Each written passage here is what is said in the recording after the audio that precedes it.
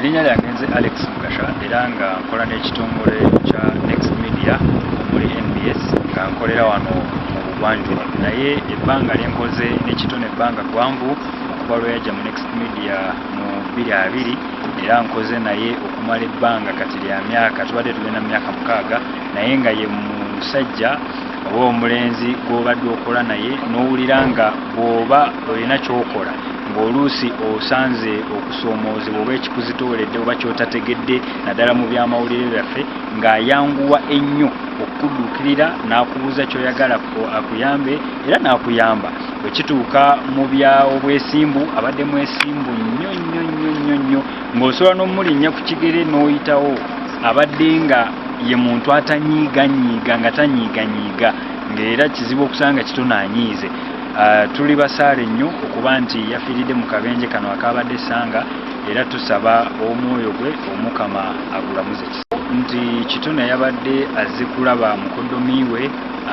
ali mu ddwaliro era nga naye yafuna kabenje era olwabadde amaze okulaba mukoddomi we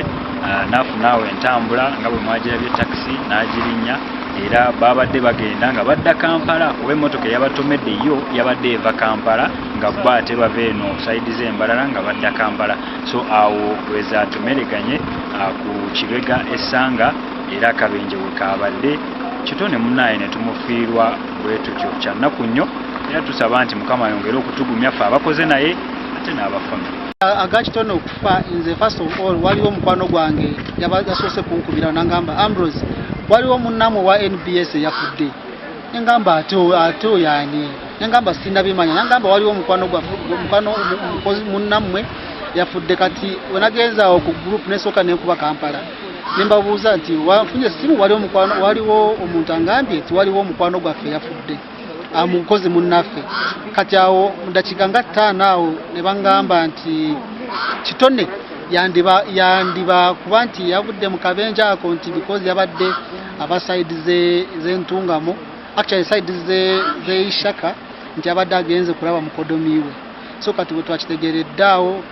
ne tutandikirawo okunoonya ne tukubira poliisi like that with my colleague Alex Mugasha ne tulaba nti ne tucoordinating ate sawa nga 2 awo 3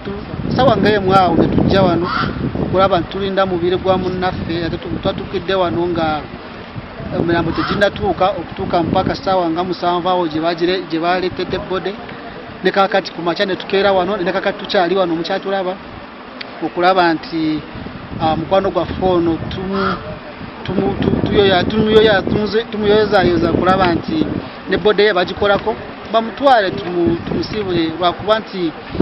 tutwanyoredde nnyo okuba nti twavuddeko mukwano gwaffe ono ate kyatukoze bubi ddala ate tusaasira ab'ennyumba ye tusaasira mikwano gye mukyala we ate tumwagaliza ekiwumulo real ekyemirembe nkola ku NBS tulina okunyolwa kwa maanyi nnyo kulaba nti tufiiriddwa mukwano gwaffe Julius Kitone yatuvudde ku maaso eggulu mu kabenja kabadde awo ekirula. Nze Kitone namumanya nga mu myaka egyo mu 2018 awo ng'akyakolera saidi ze Luweere eyo nange nga ndi wano nga tukola wamu ne tukola bulungi oluvannyuma n'ava e Luweere ne bamuleeta e Kampala awo kale kugamba abadde musajja ng'ayagala nnyo omulimu gwe ng'akola omulimu gw'amawulire ng'omusajja mwetwaze ng'omusajja ng'ayogera mpola mpola nga tolaba nti akunyigidde kale kugamba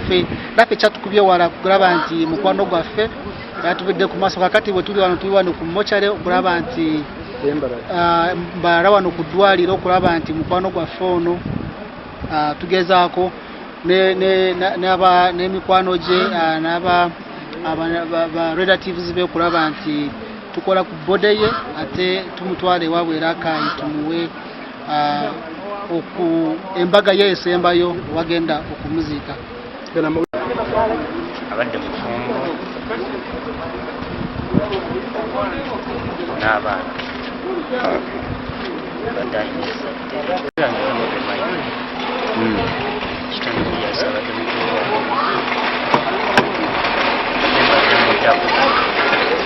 olwali tane ndikwata enkwatagana tubadde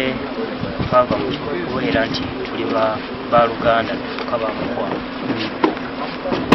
kubanga tukyali bato kuba twali tulina ebirooto ng'abooluganda abadde kyakulabirako eri abantu kuba buli muntu abadde amwettanira neeyisaaye abadde wa myaka gyabwe badde ayagala kuba ali wadde ajja ku kyalo